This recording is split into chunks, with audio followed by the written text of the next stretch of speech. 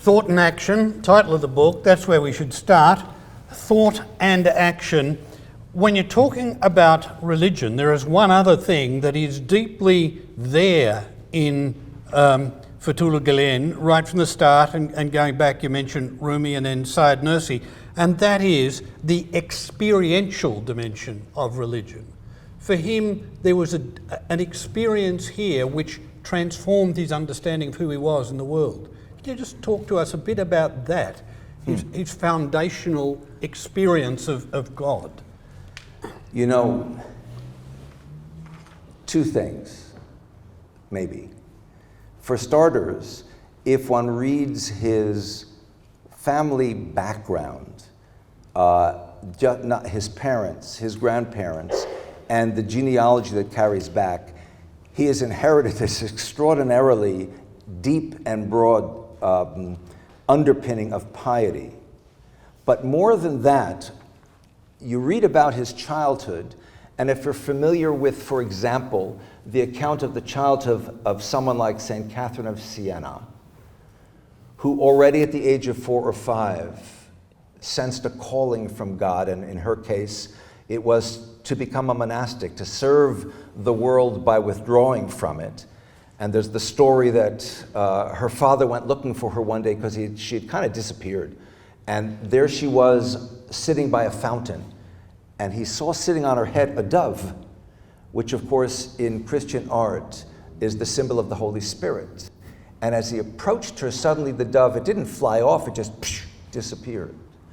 And he understood it, therefore, to be the Holy Spirit resting upon her, as it were, and understood that any opposition he may have had to this intense piety for this little girl who was too young to have so much piety tucked into her, that he'd be wrong and she'd be right.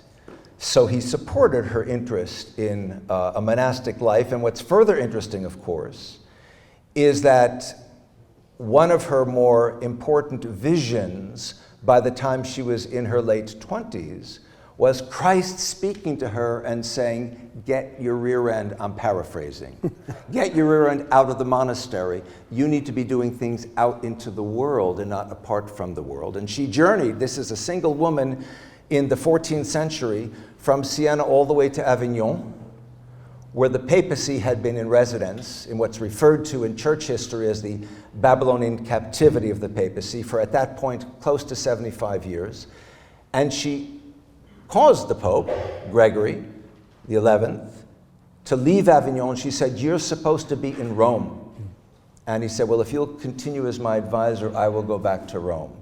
So her action began as this kid, and it culminated with work out in the world, not just within the monastery. And I think of that, and I think of Fethullah Gulen, because as a kid, he was already feeling inspired. And mind you, he's growing up, he's born in 1938.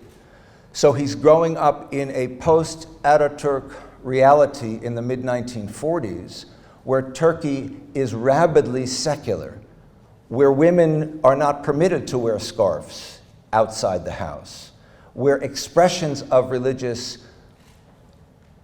interest, much less fervor, were more than frowned upon. In fact, if you read biographies of Fethullah Gulen, there is some confusion as to his birth year, because when he was born, it was forbidden to give someone a name like Fethullah.